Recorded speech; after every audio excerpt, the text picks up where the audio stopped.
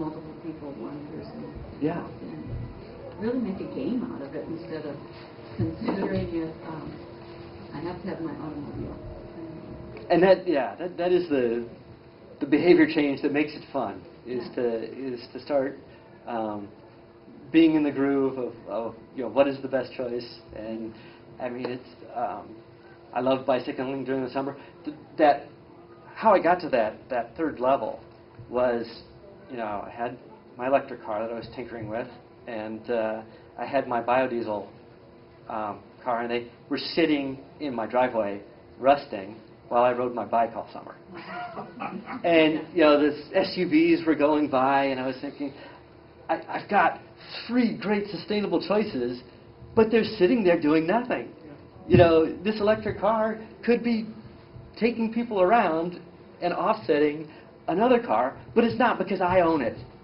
It's actually being a detriment and could be offsetting fuel, offsetting the foreign oil, all these good things. It's not doing, because it's sitting there in my driveway. And that's where I started thinking, there's got to be even a better way.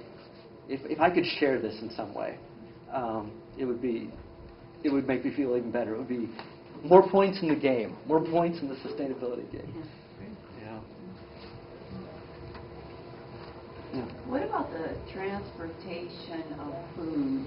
Are the big semi companies that bring me the lovely lettuce from Florida in the winter, are those companies looking at more sustainable ways to transport food?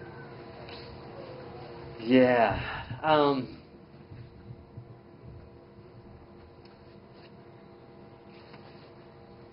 That is one thing I really did not go into, but it's not just food. When you get on the internet, and which makes ordering local sometimes even easier if you can get what you need by finding those choices. And one farmer brings a truck that delivers food locally produced to you and your neighbor, and it only makes one trip. It's easier in the summer, but winter is. It is, even in the winter, if you can do things so that right now we've got a situation where a truckload of Oreo cookies is going from Des Moines to Iowa City at the same time that a truckload of Nabisco Nilla wafers is going from Iowa City to, and it's because the fuel is so cheap that you have one factory that makes cookies in one place, and then they spread it out everywhere, instead of being able to make cookies local and go to your local baker and say, I want some chocolate ones and some vanilla ones. But when you buy from Amazon, and when you buy and connect over the internet, that saves all the energy that goes into cooling the Walmart and hauling stuff to the Walmart. And if you can do it in purchasing clubs, you're buying it. It's making one trip and going to 5 different people, and saving money that way. So consumer co-ops and things that bypass the whole. Bring it to one place, collect it, distribution, have everybody make 5 trips into the grocery store a week, instead of having one truck go and deliver it to everybody, is a waste of fuel. And just by shopping in a way where, how do I say this? Online shopping saves fuel in a lot of cases.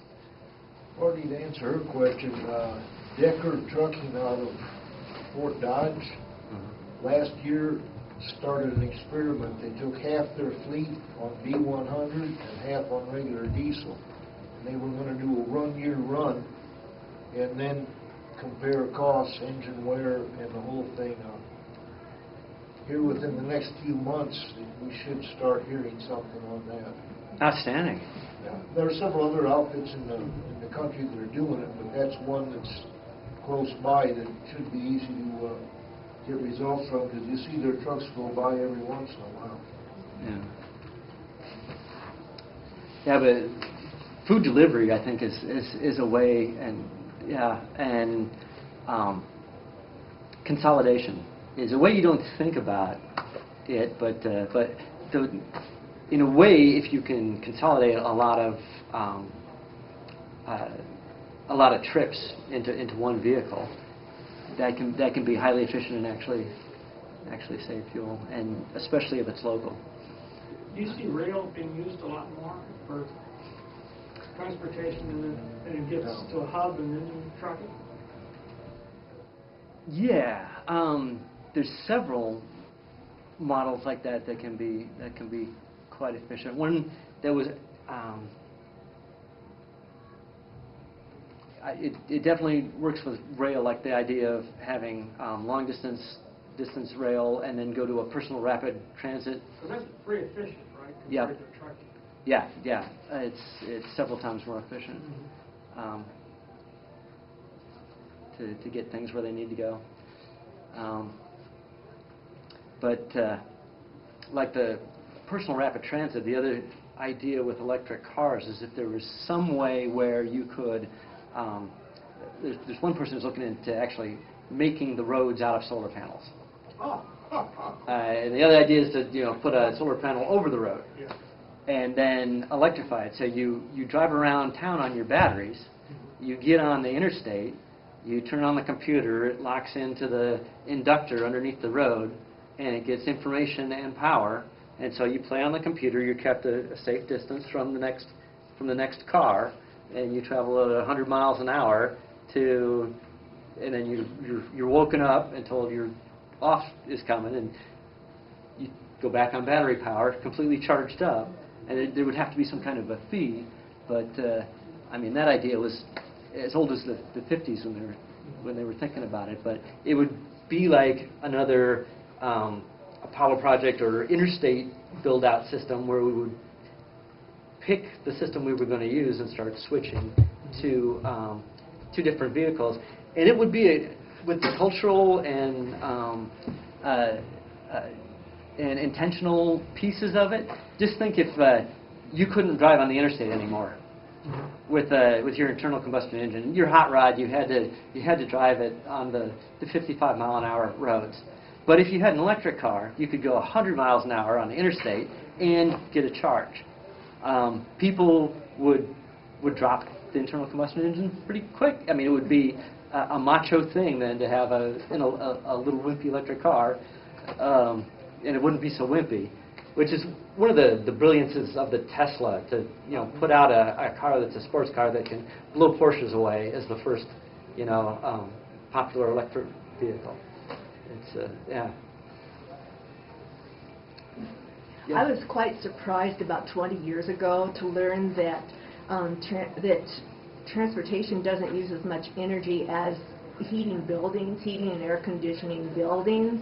But I would challenge that in that transportation choices dictate how urban areas are going to develop, whether they're going to be smart development with condensed, efficient living planning for the urban development, or whether they're going to be consumptive sprawl that causes people to use a lot more energy.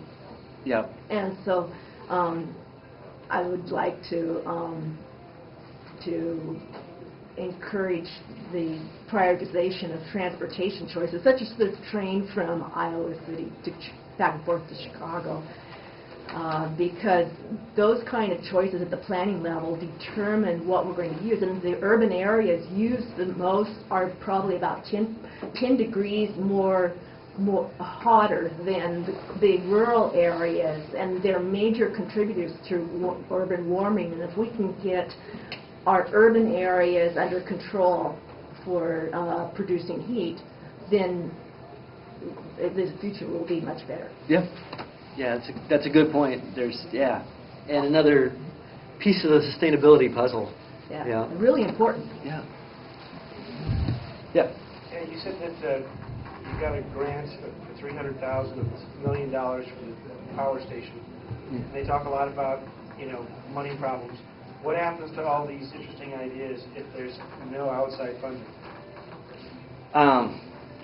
We can't compete when you can pollute for free. I mean, that's when you pollute for free. The systems that don't get any benefit for being cleaner can't overcome the hurdle.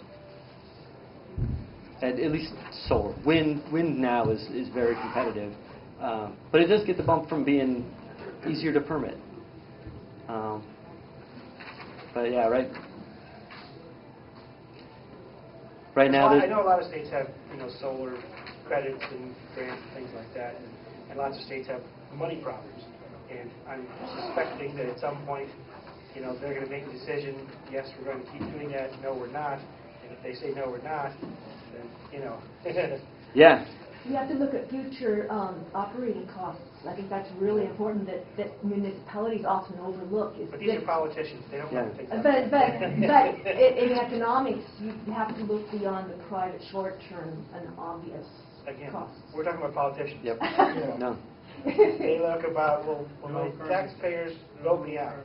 Whether or not we're driving off the cliff, they don't care as long as they get elected before they go off the cliff. Well, remember that all of our petroleum fuels have subsidies, hidden subsidies of about $1 a gallon. So although we're complaining about $4, I mean the real price is $5, and if you add in all the military, it's 15. Change, then they're going to have to take that subsidy off, so we pay the real price, and then we consider alternatives. Well, I agree, but like I said, politicians don't want to change because that means they're not in office. Thanks for coming, and who's next?